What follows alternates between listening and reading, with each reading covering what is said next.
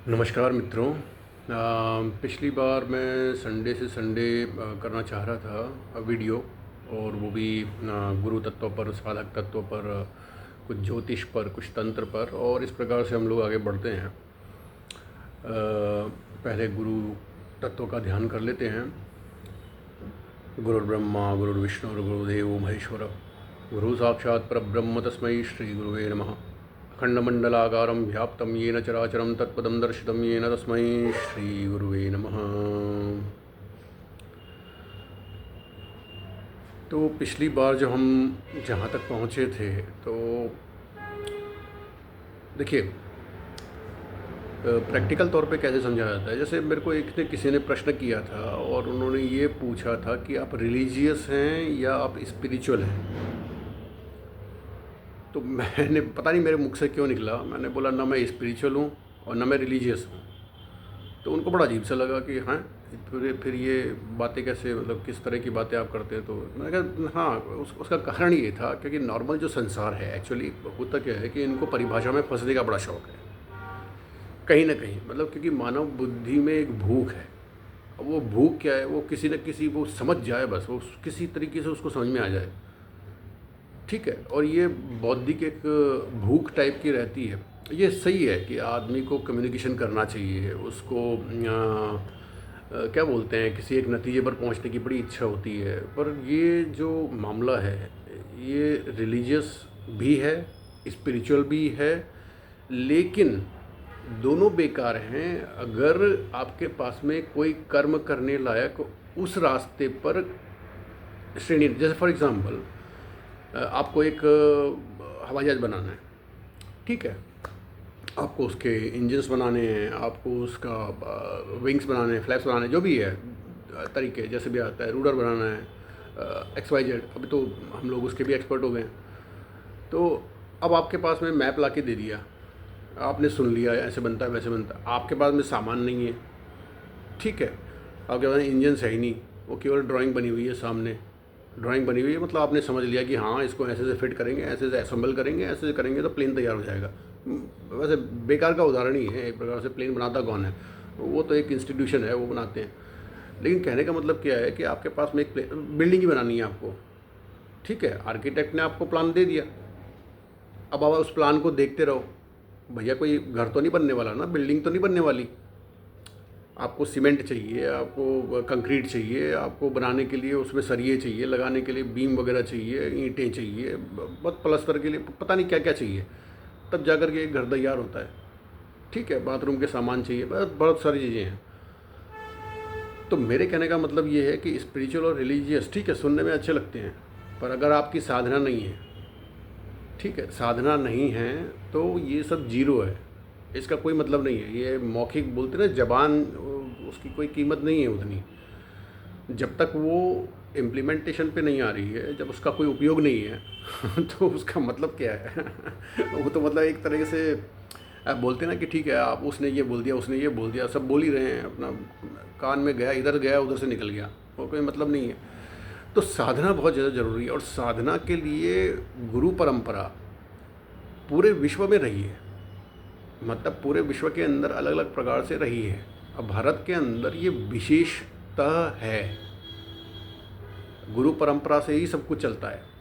तो अब गुरुओं के भी लक्षण हैं, मतलब गुरु नाम से भी बहुत कुछ है, लेकिन गुरुओं के भी लक्षण हैं। और वो जो उनके लक्षण हैं, विश्वास मानिए, ये जो ये रील्स बनाने और ज्ञान देने, ये उससे कुछ नहीं होता है। वो गुरु, असली गुरु जो होगा, जिसको तत्व प्राप्ति है, जिसने अपना जीवन दे करके उस तत्व प्राप्ति को किया है, तो वो जल्दी मुंह नहीं लगाता है, वो किसी भी हालत में नहीं। वो आप उसको किसी का भला करना ही नहीं है। आप बात समझ रहे हैं? क्योंकि स्वामी रामतीर्थ रहे हैं, पहले तो स्वामी विवेकानंद गए थे विदेश में, फिर योगानंद जी गए थे क्रिया योग वाले, रामतीर्थ भी गए हैं। तो उन्होंने स्वामी रामतीर्थ के बारे में उन्होंने एक बार बड़ी शानदार बात कही। उन्होंने कहा, जब तक मैं दुनिया को पूछता था, दुनिया मुझे पूछती नहीं थी, और जब से मैंने दुनिया को पूछना छोड़ा, तो उसके बाद भी दुनिया मेरे पीछे पड़ी है आप बात समझ रहे हैं? उन्होंने, उनके कहने का मतलब जो उन्होंने नहीं कहा था, उन्होंने बोला कि मैंने दुनिया छोड़ करके फिर परमात्मा को पकड़ लिया। उसके बाद में पूरी दुनिया उनके पीछे। तो बात समझना आप, वो इन चक्करों में नहीं पड़ते हैं, वो त्याग करके ही उस चीज़ को प्राप्ति किया है। तो त्यागने का मतलब ये नहीं होता है कि फिर से उनको संसार के अंदर अपनी इधर उधर अपनी नाक घुसेड़नी है। नहीं नहीं नहीं, वो सब परमात्मा ही चला रहा है। तो जब परमात्मा ही चला रहा है, वो भी क्यों चला रहा है? कोई परमात्मा ने कॉन्ट्रैक्ट कर रखा है, साइन कर रखा है कि नहीं नहीं मैं तुमको मिलूँगा नो मस्त बैठा हुआ है अपना उसको कोई मतलब नहीं है, ठीक है। तो वहाँ फिर एंट्री कैसे है ना। और दूसरी बात ये है कि इसके अंदर टाइम इन्वेस्टमेंट की बात है। आप जो गुरु है, वो जो गुरु जिनके बारे में हम लोग सुनते हैं वगैरह करते हैं, आपने देखा होगा कि उनका टाइम इन्वेस्टमेंट बहुत ज़्यादा होता है। It is not about like आप एक नॉर्मल फैमिली रन कर रहे हैं, पत्नी है, बच्चे हैं, या पत्नी है तो उसका पति है, बच्चे हैं, मतलब स्त्री पुरुष कोई भी हो सकता है, इच्छा तो किसी की भी हो सकती है परमात्मा को लाभ करने की। तो उसमें फिर टाइम इन्वेस्टमेंट की बात आ जाती है। और टाइम इन्वेस्टमेंट एक ऐसी चीज़ है जो इस रास्ते पे जो चलता है, तो एक तो उससे संसार छूटता जाता है, मतलब इट्स अ डेंजरस पाथ, ठीक है। संसार वालों के लिए बिल्कुल नहीं है, और जो परिवार के अंदर है उनके लिए तो बिल्कुल नहीं है। मतलब गृहस्थों के लिए बोलते हैं कि हाँ पूजा भजन वगैरह कर सकते हैं, नहीं कर सकते, वो it is not possible, because it is about time investment. उसके अंदर जितने घंटे आपको देने पड़ते हैं। फिर दूसरी बात है, अभी कई चीज़ें हैं सोशल तौर पे, आप इसको गुरु को भी भूल जाइए, चेले को भी भूल जाइए। You have family, you have to plan holidays, ठीक है। आपको पिक्चर देखने भी जाना है, बर्थडे मनाना है, वो ठीक है, सोने के गहने होते हैं, वो क्या बोलते हैं उसको, जब ये दिवाली से पहले का टाइम होता है, लोग बाग खरीदारी करते हैं, बर्तन खरीदते हैं, नए नए सोने के गहने खरीदते हैं, बहुत कुछ होता है, ठीक है। उसके लिए पैसा चाहिए, और पैसा फिर कमाना भी है। कमाना है तो अपना टाइम उधर इन्वेस्ट करना है, ठीक है। और उधर अगर आप टाइम इन्वेस्ट कर रहे हो तो फिर साधना के लिए आपके पास में टाइम नहीं है, भूल जाइए। अब मैं बताऊंगा इसके अंदर फिर इसका उपयोग क्या है, लेकिन मेन चीज़ यही होती है, ठीक है। वो तो जो गुरु लोग होते हैं वो पूरा अपना फिर सब कुछ छोड़ छाड़ के, और एक बात मान के चलिए आप, जब वो गुरु होगा वो भी कभी साधक होगा, तो कोई मुँह नहीं लगाता है, कोई भी मुँह नहीं लगाता है, कोई पूछता भी नहीं है, उल्टा हतोत्साहित और कर देंगे। ये संसार का बड़ा खेल है, आपको संसार को समझना होगा, ठीक। चलिए ठीक है, अब वो गुरु भी बन गए, तो वो गुरु किसी को मुँह नहीं लगा रहे हैं, कुछ नहीं हो रहा है। अब चेला है, कोई साधक है, उसको उसके मन में ऐसे प्रश्न आ गया कि सृष्टि क्या होती है, इसका रहस्य क्या होता है, वगैरह वगैरह। और believe me, it is written thoroughly है, लेकिन वो फिर वही वाली बात आ जाती है। पढ़ने मात्र से अरविंदो घोष लिख के चले गए, गोपीनाथ जी कविराज जी लिख के चले गए, प्रेमानंद जी महाराज प्रेमानंद जी वो पुराने वाले, अभी वाले नहीं, और वो लिख के चले गए, विजय कृष्ण गोस्वामी, मतलब इतने सारे महापुरुष रहे हैं, सबने कुछ न कुछ अपना इनपुट दिया है। महायोग विज्ञान है, उसके अंदर पूरा का पूरा वर्णन है, सृष्टि का ही वर्णन है, वो बहुत शानदार किताब है। और चक्कर ये भी होता है कि असल में ये जब किताबें छपती है, अब आप ये भी देखिए, क्योंकि संसार को उतनी आवश्यकता उसकी नहीं होती है, लोगों की उसमें रुचि नहीं होती है, तो एक टाइम पे जब तक वो महापुरुष रहते हैं तब तक तो वो छपती है, उसके बाद वो छपना ही बंद हो जाती है। क्यों? क्योंकि आवश्यकता ही नहीं है। अब छपने का मतलब तो ये हो गया ना कि आपको एक प्रिंटिंग प्रेस चाहिए, आपको उसको छाप करके देना है। आजकल तो डिजिटल है तो भी फिर भी एक्सेस है, लेकिन वो बस वहाँ रखी हुई हैं। अब जिसको आवश्यकता होगी वो लेगा, नहीं होगी तो नहीं लेगा, सिंपल सी बात है। लेकिन पुराने ज़माने के अंदर जो ये प्रिंटिंग वाला काम था, तो उसमें कई किताबें हैं जो कि छपना ही बंद हो गई, परमात्मा के ऊपर, आत्मज्ञान के ऊपर, अद्वितीय किताबें, अकल्पनीय, सब कुछ दे रखा था उसमें। But they stop printing it, क्योंकि फ़ायदा तो होगा नहीं। आदमी अब जो वहाँ प्रिंट कर रहा है वो तो कारीगर ही है ना, उसको थोड़ी पता है कि उसके अंदर क्या चीज़ है। But he needs to be paid, उसको पेमेंट करना है, उसको घर परिवार चलाना है, प्रिंटिंग प्रेस को भी अपना खर्चा उठाना है, वगैरह वगैरह। तो वो नहीं, वो होता ही नहीं है। नहीं होता है तो वो छपना बंद हो जाती है। छपना बंद, अब किसके कारण छपना बंद हुई? क्योंकि इंसानों की रुचि असल में है ही नहीं। ये बहुत अजीब सी बात है। लेकिन जो जिज्ञासु हैं उनके लिए मैं ये वीडियो बना रहा हूँ, ताकि उनको ये समझ में आए कि ये साइकोलॉजी चलती कैसे है। It is not very simple, बहुत कठिन मार्ग है। अभी तो मैं ये सोशल वाली बात बता रहा हूँ आपको। एक साधक के तौर पे भी, जैसे आपको कोई गुरु चाहिए, आपको कैसे पता क्या गुरु चाहिए? भाई आपको क्या पता है कि आपको चाहिए क्या? मैंने बोला मेरे को परमात्मा देखना है, आपको तो परमात्मा का पता ही नहीं है। आपको परमात्मा का पता नहीं है, आपको ये भी पता नहीं है कि जिस गुरु के पास आप जा रहे हो उसने परमात्मा को देखा या नहीं देखा है। How do you know it? How can you prove it? कुछ लक्षण होते हैं, ठीक है, वो पूरा बड़ा अच्छा है, ये वो है, लेकिन उसके अंदर भी बहुत भ्रम है वगैरह वगैरह, फॉरगेट इट। तो कहने का मतलब ये है कि साधक को तो पता ही नहीं है। तो असल में गुरु चेले को पकड़ता है, चेला गुरु को पकड़ ही नहीं सकता, ये संभव नहीं है। तो इसमें भी फिर अलग सी बात आती है। लाहिड़ी महाशय हुए क्रिया योग के महागुरु, महाअवतार बाबा जी के परम चेले रहे वो, और क्रिया योग के अंदर योगानंद जी परमहंस की जो ऑटोबायोग्राफी ऑफ योगी है उनके वो दादा गुरु रहे। कहने का मतलब उनके लाहिड़ी पहले महाअवतार बाबा जी हुए, फिर लाहिड़ी महाशय हुए, फिर उनके चेलों में से एक युक्तेश्वर जी हुए, और उनके फिर चेले योगानंद जी हुए, ठीक है। तो इस प्रकार से वो, तो उस किताब के अंदर आप देख सकते हैं, बहुत फेमस है, वर्ल्ड क्लास किताब है वो, तो बेस्ट सेलर है। और तो एनीवे, तो लाहिड़ी महाशय ने एक बात बहुत बोली थी कि भाई देखो, आप अपनी तैयारी करते रहो साधक के तौर पे, और तैयारी क्या है, अपने भाव को पहले तो समझना, दूसरा टाइम इन्वेस्टमेंट है, दूसरा अपने भाव को प्रगाढ़ करना, आप ये कर सकते हो अपने तौर पे। फिर उन्होंने बोला कि अगर आपका समय आ गया है, आप रेगिस्तान में अकेले खड़े हो, तो गुरु तत्व आपके सामने प्रकट होगा ही होगा, ऐसा उन्होंने बोला। और ये सत्य है। अब गुरु लोग ऐसे ही नहीं बोल देते हैं कुछ भी, वो तो क्योंकि वो जैसे रामकृष्ण परमहंस हुए, तो वो तो परमहंसों के परमहंस हैं, उनके मतलब उनके भी गुरु हैं। जो परमहंस लोग होते हैं परमहंसों में, तो उनके भी गुरु वो रामकृष्ण परमहंस, मतलब बहुत महासिद्ध महापुरुष। लाहिड़ी महाशय, इनको योगियों का बाप कहा जाता है, नॉर्मल जो भाषा होती है ना, जो साधु संतों के बीच में चलती है, तो उसके अंदर बोलते हैं योगियों के। गृहस्थ में रहे, अच्छा गृहस्थ में रहे, तो फिर गृहस्थ का फिर एक दूसरा, और उनका एक दूसरी बात और याद आ रही है मेरे को, वो रसोई में थे। तो ऐसे ही जो होता, पहले तो असल में लाहिड़ी महाशय बहुत पढ़े लिखे थे एक्चुअली, और जब वो महाअवतार बाबा जी से मिले, तो वो भी कहानी बड़ी अलग सी है। वो यहाँ उत्तराखंड में कहीं वो जा रहे, उनकी PWD के अंदर नौकरी थी, and he was very well of करते थे। तो वो फिर बाद में उनका ऐसा बना कि वो जंगल में खो गए वगैरह वगैरह, महाअवतार बाबा जी से मिले, फिर जो भी है उनका साधना वगैरह प्राप्त हुई, इस तरह से तो वापस आ गए, वो संसार में आ गए। और तैलंग स्वामी के समकालीन ही थे, तो उनके दर्शन करने को जा, तैलंग स्वामी सन्यासी थे, तो उनके घर तो नहीं आ सकते थे, लेकिन लाहिड़ी महाशय तैलंग स्वामी के पास में जाते थे। तो तैलंग स्वामी बोलते थे उनको, उनका देख के जो यथोचित जो सत्कार होता था करते थे, और उनके द्वारा ही फिर लोगों को मालूम पड़ा कि हाँ ये गृहस्थ में परम योगी हैं। तो कहने, अच्छा उसके बाद में क्या हुआ कि अब गृहस्थ में हैं वो तो योगी हो गए, अब पत्नी बच्चे ये सब ये थोड़ी योगी बन जाएंगे, उनकी तो अपनी अपेक्षाएं हैं, वो संसार पर वही होता है ना। तो एक दिन ऐसे रसोई में थे, तो पत्नी जी ने बोला, अब वो पहले जब नौकरी करते तब तो अलग था, अब जब ये टाइम इन्वेस्टमेंट हो गया, सब कुछ हो गया, और लोग बाग आना शुरू हो गए वगैरह वगैरह, वो परमात्मा की इच्छा होती है। कई जिज्ञासु होते हैं, कई प्यासी आत्माएं होती हैं जिनको सही में परमात्मा जानना होता है। तो देखें, सो उसके बाद में फिर तो जाहिर है कि फिर इकोनॉमिकल सिचुएशन के अंदर तो एक ड्रेस्टिक चेंज आएगा। मतलब कोई आदमी अगर केवल परमात्मा के भरोसे ही है और सब कुछ अर्पण कर दिया है, देन तो मनी का भी मैटर वही देखते हैं, ऐसा होता है। साधु के पास में जेब नहीं होती है, वो धोती लपेट के रहता है बस, ऐसा इस तरह का। तो वट एवर इट इज़, तो इसकी भी एक कहानी बताऊंगा मैं, अभी आपको याद आ गई मेरे को।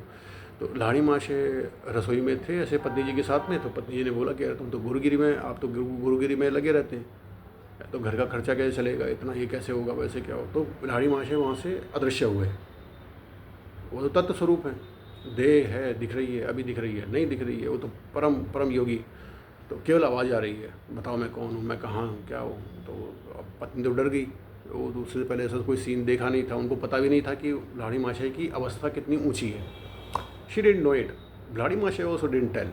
वो क्यों बताएंगे अपनी कोई भी चीज़, कोई योगी नहीं बताता, वो आपको बुला के नहीं बताता कि मेरे पास में ये है, मेरे पास में, कभी नहीं, कोई सवाल ही पैदा नहीं होता। और जो बता रहा है वो केवल ब्ला ब्ला ब्ला है ना। तो अब क्या है कि अब वो घबरा गई, तो फिर प्रकट हुए, तो फिर बोले कि नहीं अब मैं आगे नहीं बोलूँगी, वो मेरे को समझ में आ गया कि आप क्या हो। तो अब लेकिन तब भी वो वाली चीज़, तो बोले ठीक है, अब घर की व्यवस्था के लिए धन आदि चाहिए, तो व्यवस्था हो जाएगी, ऐसे करके ही promise that thing, I told her. और तो हो भी गई थी, उसके बाद में ऐसा हुआ, ऐसी भी आगे स्टोरी आती है। अच्छा दूसरा ये क्या कि अब जैसे धन का ही मामला है, अब इन सिद्धों के साथ में है, कोई साधु ही है, जरूरी नहीं कि सिद्ध हो, साधु बड़े अलग से रहते हैं। एक महात्मा थे, तो बड़े अच्छे तो उनके पास में अब क्या लोग बाग जैसे होता ही है, अब वो जब बैठे हैं तो उनके पास में लोग बाग आना शुरू हो गए। क्या हर एक को अपना काम करवाने की रहती है, मेरा भला हो जाए, मेरा ये समस्या है वो दूर हो जाए वगैरह। इंडिया में होता क्या है, वही होता है। विदेशी अच्छे होते हैं इससे बढ़िया, हो जाए नीम करोली बाबा के हो गए ना चेले बाहर के, तो एक से एक विद्वान। अब कभी आके नहीं बोला मेरी ये बीमारी है, मेरे वो बीमारी, मेरा ये बच्चे की नौकरी नहीं लग रही, शादी नहीं हो रहा, ब्याह नहीं हो रहा, कभी नहीं। केवल आया राम राम राम राम राम राम, हनुमान जी का भक्ति कैसे हो, उसको आकर के वो आत्मतत्व का ज्ञान कैसे हो, तो वो उसमें आकर के वो विदेशियों के साथ में अच्छा है, मतलब वो अच्छे भक्त होते हैं। और इंडियन भक्त के अंदर तो क्या है, उनके साथ में जैसे खुद आएंगे, ठीक है, परमात्मा की थोड़ी बहुत भक्ति होगी, उसी के आसरे आते हैं। भाई हम तो आपके आसरे हैं, ये देखो परिवार ये है, यहाँ पे इसकी नौकरी नहीं लग रही, इसकी शादी नहीं हो रही, ब्याह नहीं हो रहा, वो पता नहीं क्या आर्थिक तंगी है, कुछ रुकावटें आ रही हैं, पता नहीं क्या, समझ में नहीं आता, वो भाग्य कैसे बाधित हो गया है, इस तरह का। वो they tell a lot of things, explain a lot of things. वो गुरु भी बोलता है, कहीं मस्ती में आ गया तो बोल देगा हाँ चल तेरा बच्चा तेरा ठीक हो जाएगा। उनका तो लोक कल्याण का ही रहता है। तो कुल मिला के ये था कि ये जो महात्मा थे तो इनके अच्छे साधक थे, तो इनको जो सिद्धि का प्रकाश वगैरह होता है तो लोग बाग आना शुरू हो जाते हैं। लोगों को अब वो बोलते हैं ना कि जब फूल खिलता है तो उसकी सुगंध तो फैलती है, तो इस प्रकार से इनका भी होने लग गया। तो लोग बाग आए, तो लोग आए तो दक्षिणा भी चढ़ाएं। इंडिया में तो चढ़ाते ही हैं, वो तो फल फ्रूट ले आते हैं, चढ़ाते हैं, विनीत भाव से करते हैं। तो महात्माओं के साथ में बहुत अच्छा रहता है भारतीय उसका। तो अब वो इकट्ठा होने लग गया, तो इकट्ठा होने लग गया तो एक जो चेला था जो उनके ज़्यादा मुंह लगा था, काइंड ऑफ थिंग, मुंह लगा ही होता है वो, वही लाता है ऐसे आइडिया। अब वो तो संसार का आदमी है, तो उसने महात्मा जी को बोला कि ठीक है अब एक काम करते हैं महात्मा जी कि आपका है ना बैंक अकाउंट खुलवा देते हैं, ये पैसा जो दक्षिणा का आता है उसमें डाल देंगे, जब जरूरत पड़ेगी निकाल लेंगे। अब महात्मा जी ने बोला नहीं, बिल्कुल नहीं, बैंक अकाउंट नहीं खुलेगा। बोले क्यों? तो उन्होंने हंस के बोला कि अभी तो मैं परमात्मा पे निर्भर हूँ, परमात्मा मुझे दे रहा है, चल भी वैसे ही रहा है, ठीक है, उसके बाद में मेरा परमात्मा बैंक अकाउंट बन जाएगा। भाई मैं तो बैंक अकाउंट के ऊपर निर्भर हो जाऊँगा, मैं जाके वहाँ देखूँगा कि भाई पैसा कितना है, तो मैं परमात्मा के ऊपर कहाँ निर्भर रहा, मैं तो बैंक अकाउंट के ऊपर निर्भर। ऐसे ऐसे जोगी हैं अभी भी हैं बहुत अलग इनका दिमाग, अलग मेंटल स्थिति अलग होती है इनकी, यू कैन नॉट बिलीव। और जो आपको कहने का मतलब ये है कि अगर साधक भी है कोई तो अच्छा चलो ठीक है, बहुत कठिन है, ईश्वर प्राप्ति का मार्ग बहुत ज़्यादा कठिन है, आपको गारंटी के साथ पसीने निकल जाएंगे। और मैं इसकी तुलना फिर वो जो अपने जो स्पेशल फोर्सेस हैं, जो SF पैरा है, पैरा ट्रूप्स हैं, अपने SF9 है, SF21 है, बहुत शानदार लोग बाग हैं उसके अंदर। अभी तो बहुत सारे वीडियोस भी हैं, आप देख सकते हैं। तो उनको देखिएगा आप, यूँ समझिए एक तो सिविलियंस हो गए, ठीक है, सिविलियंस में से कुछ लोग मिलिट्री में जाते हैं, मतलब जो लड़ सकते हैं, मतलब यूँ समझ लो सिविलियंस जितने हैं उनका एक हिस्सा अब उनको साधना करनी है, अब वो चले गए मिलिट्री में साधना करने के लिए, ठीक है, और मिलिट्री के अंग हो गए, नौकरी कर ली और कुछ ना कुछ कर रहे हैं, मतलब मिलिट्री के अंदर अलग अलग जो भी इंस्टीट्यूशन होते हैं उसके अंदर हैं। अब इनमें से कुछ साधक हैं, साधक समझ लो आप, मिलिट्री के जो पहले तो सिविलियंस, ये जनरल क्लास, इनका मतलब नहीं है वो सेना वेना, बस उसका काम है सेना का कि वो करती रहे अपना काम, है ना, ठीक है। अब कुछ लोग मिलिट्री के अंदर आ गए, वो पैसे के लिए आए, नौकरी के लिए आए, कुछ भी करने के लिए आए, लेकिन आ गए। वो अलग अलग डिविजन्स होती है उसके अंदर, वो डिस्ट्रीब्यूट हो जाते हैं वगैरह वगैरह। इनमें से कुछ की इच्छा होती है कि वो स्पेशल फोर्सेस में जाएँ, RR हो गया, राष्ट्रीय राइफल्स हो गए, गरुड़ हो गया, मार्कोस बनना है, कुछ भी इच्छा हो सकती है। तो अब वो जब जाते हैं तो उसमें आवेदन तो बहुत सारे करते हैं, ठीक है, बहुत आवेदन करते हैं, और आवेदन करने के बाद में लेकिन उनकी छटनी हो जाती है।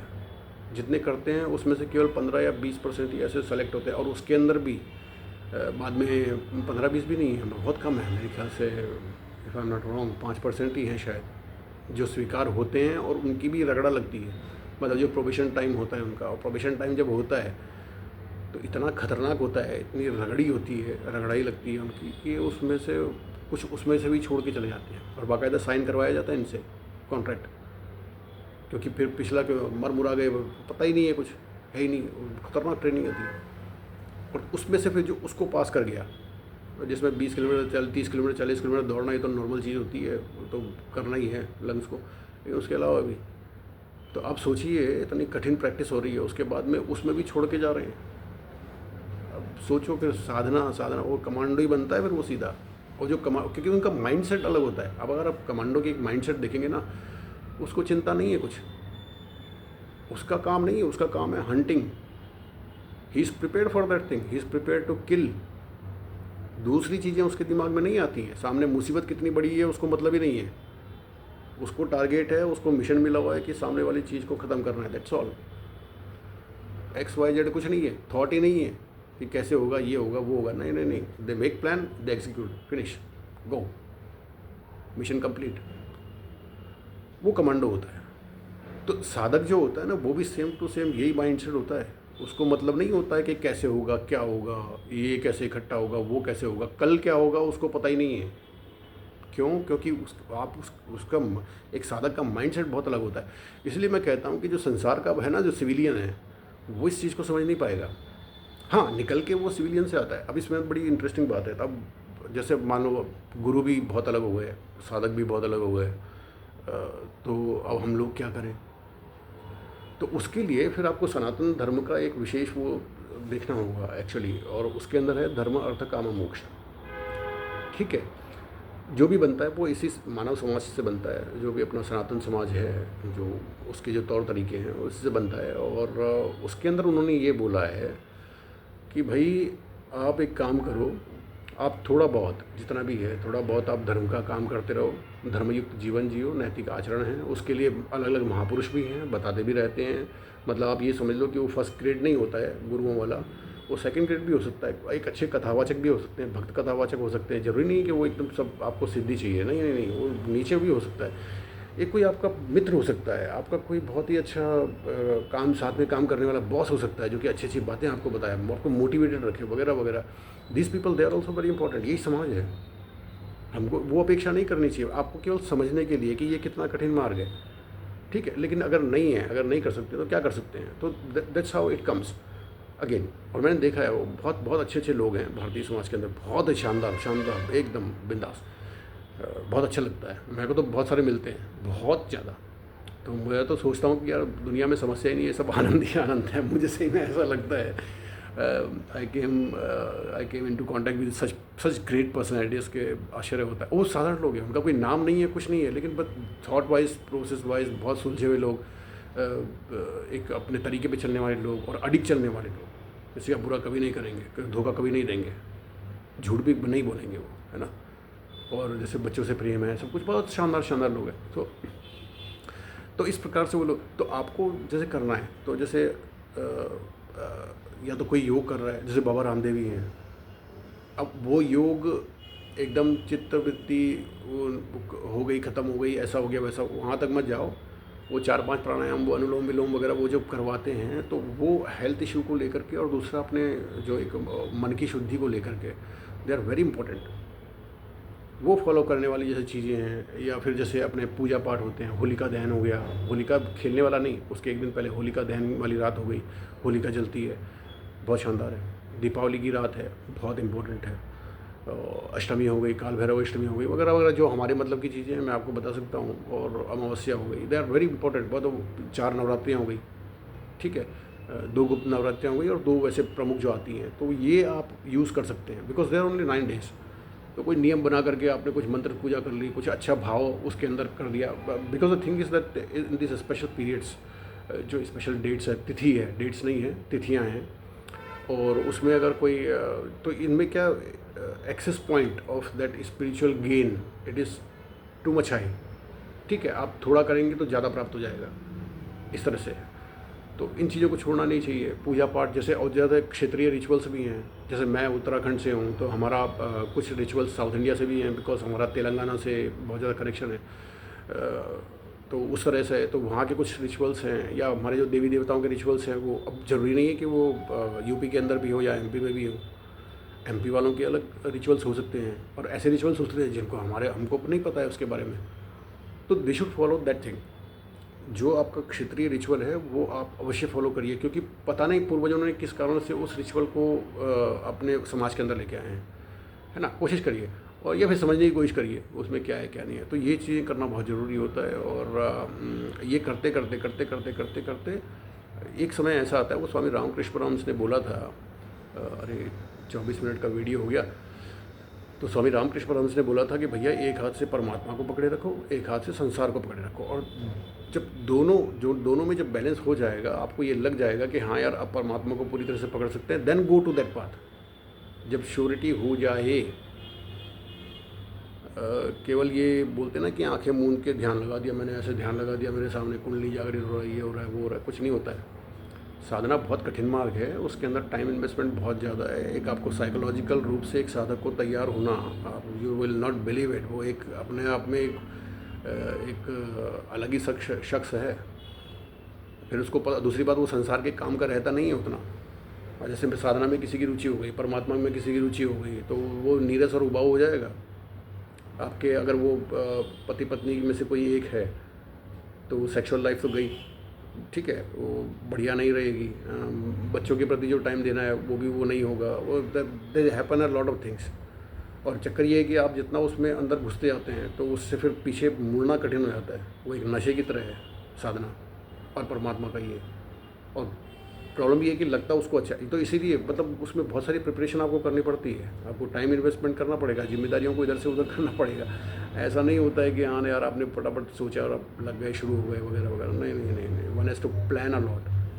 ये एक लाइफ को दे सकने वाली चीज़ का हिस्सा है, ठीक है। तो आप इन चीज़ों को समझिए और मेरी कोशिश रहेगी कि मैं इसको और भी करूँ। मन एव मनुष्याणाम कारणम बंध मोक्षयो, या तो वो चीज़ हो जाए, लेकिन इसको समझने केवल पढ़ने और बोलने से नहीं होता। ये कई लोग जैसे बोलते हैं सृष्टि के रहस्य ये जानना है, वो जानना है।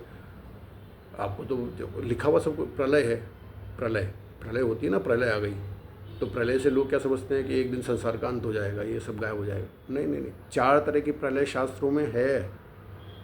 वो साधन स्तर का जो भेद होता है तो उसके हिसाब से 4। मेरे को लगता है वो मैट्रिक्स फिल्म आई थी, मुझे बड़ा आश्चर्य होता है, देखी सबने? अब वो देखी है, उसके ऊपर बौद्धिक रूप से खूब बोल सकते हैं, लेकिन they can not go across to that. वो फीलिंग वाइज उनके अंदर नहीं आएगा कि वो होता क्या है। बहुत ही एक शानदार फिल्म बनाई, सुपर हिट भी हुई, पैसे वैसे खूब कमाए, वो बढ़िया है, लोगों ने उसको पसंद भी बढ़िया आई। और उनमें सोच में एक विचार डाल दिया कि हाँ यार ऐसा कुछ हो सकता है, पर वो सही में है। जब प्रलय समझ में नहीं आएगी तो सृष्टि कहाँ से समझ में आएगी बाबा। प्रलय के 4 प्रकार हैं प्रत्यक्ष लिखे हुए, वैष्णव ग्रंथों में भी है, शास्त्र में भी है, वो सब अपने अपने तरीके से लिखे हुए हैं। And one has to decode them. Ramcharitmanas है, उसको ही डिकोड करना बहुत मुश्किल हो जाता है। भागवत है, उसको ही डिकोड करना बहुत मुश्किल है। अब बहुत सारी चीज़ें हैं, तो वो देखना चाहिए। और मुझे लगता है कि काफ़ी रोचक भी है। ऐसा नहीं है कि लोगों की इच्छा हो जाए तो नहीं करें, लेकिन मैं ये बोलता हूँ कि आप प्रिपरेशन के साथ में आपको क्या काम करना है, आपका सामने एक मिशन टाइप का है वो, तो how you have to execute that thing. क्या आप इन्वॉल्व कर सकते हो, कितना आप कर सकते हो। और विश्वास मानिए, गुरु तो दे देगा, गुरु देने में देर नहीं करता है, आप कर नहीं पाओगे उसको। इतनी ऐसी चीज़ें हैं ये, क्योंकि उसने एक चीज़ दे दी तो आपकी जिम्मेदारी बन गई। और अगर आपने नहीं किया तो वो गुरु को दोष लगना पक्का है, गुरु को दोष लगेगा उस चीज़ का। अब पहले तो गुरु अपना पहले ही अलग हो रखा है, फिर आप उस पर दोष और चढ़ा दो। क्योंकि आपने आलस कर दिया। ऐसा नहीं होता है। इट इज़ वेरी बोलते ना कि डेडिकेशन का वो पूरा सबमिशन का मार्ग है, और एक माइंडसेट का मार्ग है। प्रश्न नहीं होते उसके अंदर। प्रश्न तो साधारण ये फेसबुक या यूट्यूबर इनके होते हैं, उनके क्या प्रश्न होंगे। अगर वही प्रश्न हो रहे हैं तो वो साधक नहीं है। जब आपके सब प्रश्न खत्म हो जाएं तब आप साधना में घुसते हो।